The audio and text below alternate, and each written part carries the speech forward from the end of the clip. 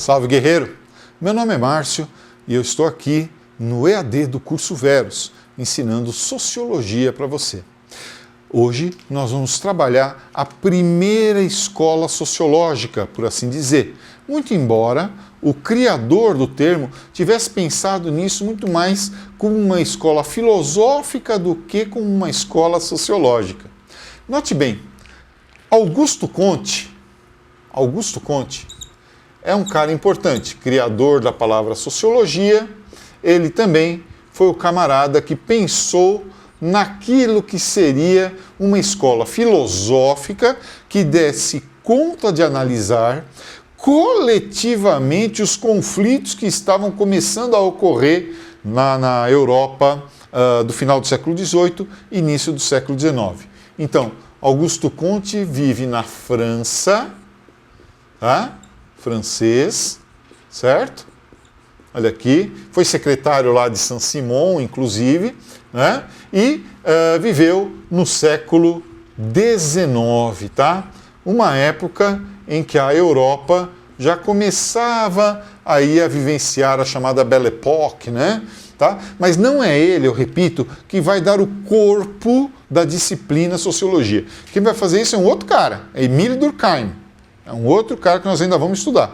Augusto Conte, eu preciso que você se lembre dele como o primeiro pensador que tentou estruturar uma filosofia que depois viria a ser a ciência sociológica, tá?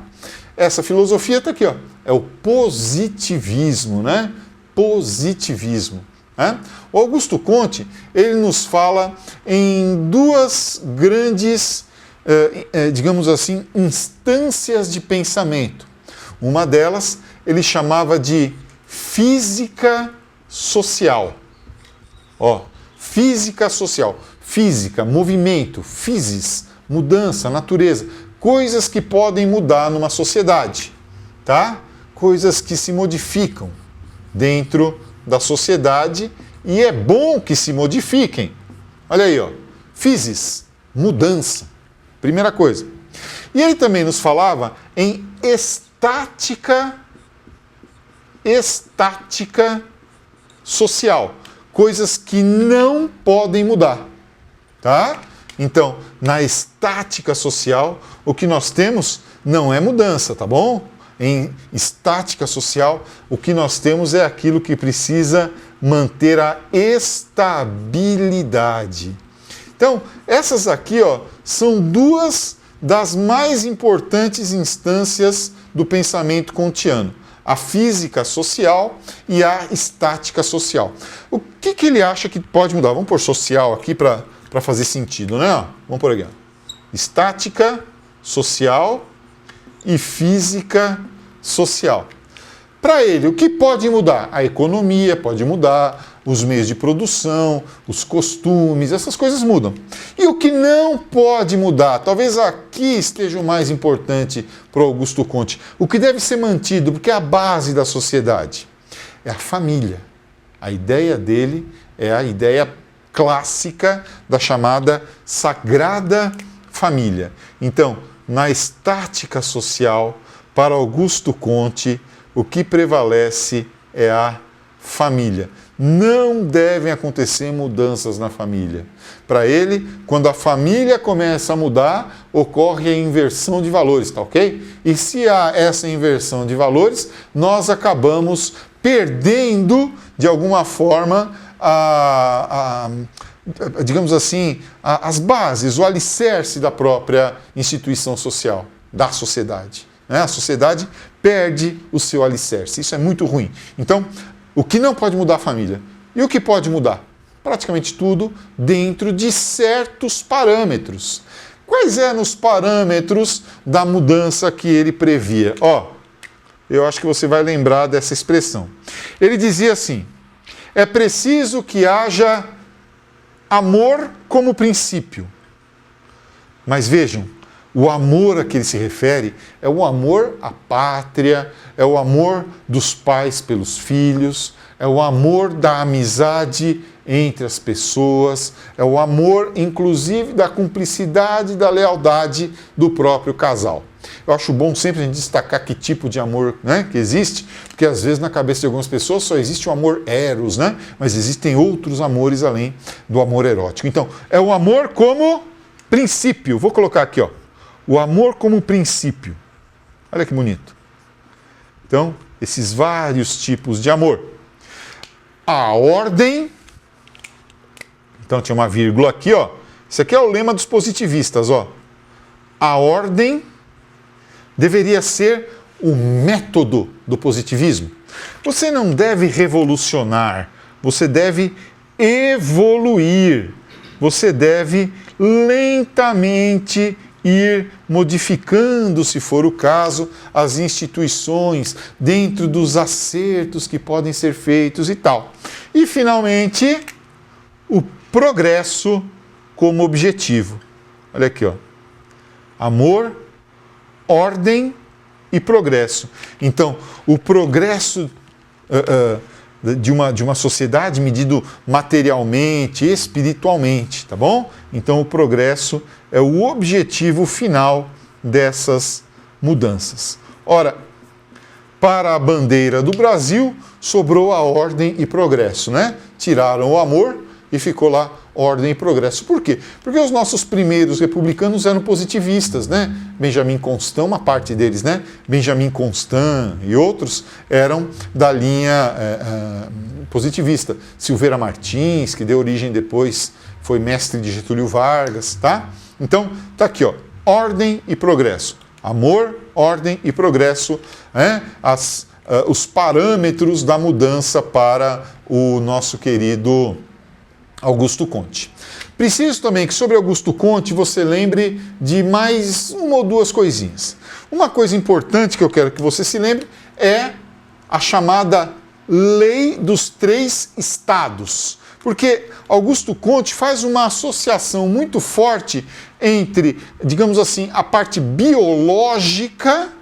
Afinal de contas, a sociologia ainda não existia como ciência pronta, ela precisava se apoiar em outras ciências, então ele se apoia muito na biologia, na antropologia, na psicologia, ciências que já estavam estatuídas, tá? E também na parte moral, né? Uma filosofia moral aqui.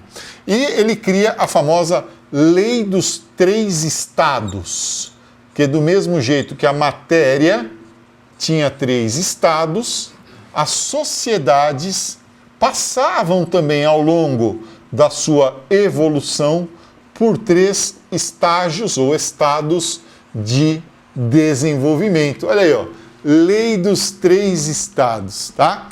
Vamos ver um pouquinho esses três estados que Augusto Conte nos falava. O primeiro estado pelo qual toda a sociedade passa, segundo Augusto Conte, era o estado que ele dizia ser o estado politeísta, tá? Politeísta. Vários deuses,